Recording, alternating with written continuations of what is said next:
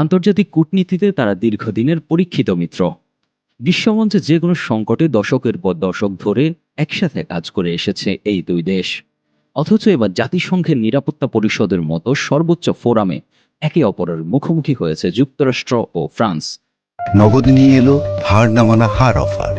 সর্বনিম্ন 10,000 টাকা রেমিটেন্স নগদে পাঠালে থাকছে স্বর্ণের হার জেতার সুযোগ।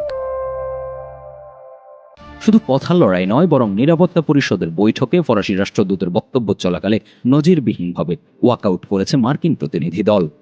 মানবাধিকার বিষয়ক ভোটাভুটিকে ঘিরে শুরু হওয়া এই বিরোধ পশ্চিমা জোটের অভ্যন্তরীণ ফাটলকেই যেন নতুন করে উন্মোচন করছে। এই অভাবনীয় ঘটনার সূত্রপাত হয় গত শুক্রবার।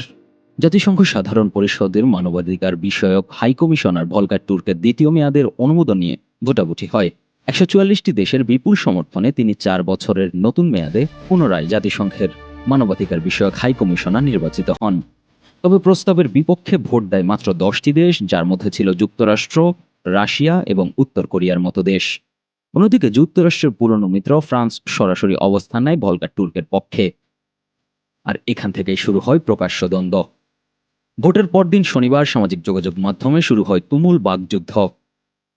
জেনেভায় নিযুক্ত ফ্রান্সের মিশন প্রধান অ্যাক্সে লিখেন, যুক্তরাষ্ট্র একসময় মানবাধিকারের প্রতীক ছিল, কিন্তু আজ তারা উত্তর কোরিয়া, মালি ও রাশিয়ার কাতারে গিয়ে দাঁড়িয়েছে। কড়া জবাব দেয় ওয়াশিংটনও। শীর্ষ মার্কিন দূত মাইক ওয়ার্ডস পাল্টা অভিযোগ করেন, ফ্রান্স এমন একজন কর্মকর্তাকে সমর্থন দিচ্ছে যিনি কথায় কথায় গণতান্ত্রিক দেশগুলোর সমালোচনা করেন, অথচ দমনমূলক স্বৈরাচারী শাসকদের প্রতি তিনি নমনীয়। এই উত্তাপ সোমবার আছড়ে পড়েছে জাতিসংঘের নিরাপত্তা পরিষদের সভাকক্ষে।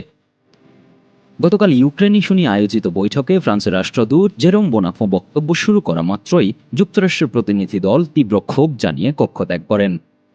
মার্কিন কূটনীতিক ড্যান নেগ্রিয়া ফরাসিদের তীব্র সমালোচনা করে বলেন, ফ্রান্স যে কোনো বিষয়ে নৈতিক ক্ষোভ দেখানোর ভান করে এবং অন্যদের উপদেশ দিতে চায়।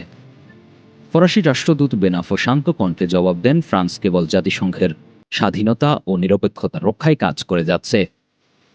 বিশ্লেষকদের মতে এটি কোনো আকস্মিক বিরোধ নয়।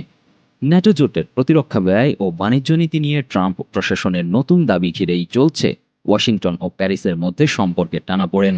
ভলকার টুর্ক তার প্রথম মেয়াদে যুক্তরাষ্ট্র ও ইসরায়েল সহ একাধিক দেশের সমালোচনা করায় ওয়াশিংটনের ক্ষোভ আগে থেকেই চরমে পৌঁছেছিল।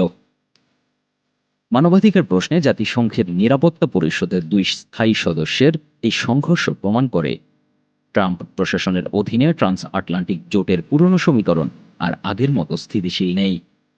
আর সামনের বৈশ্বিক বিভিন্ন ফোরামে এই উত্তেজনা কেমন প্রভাব ফেলে সেটাই এখন দেখার বিষয়।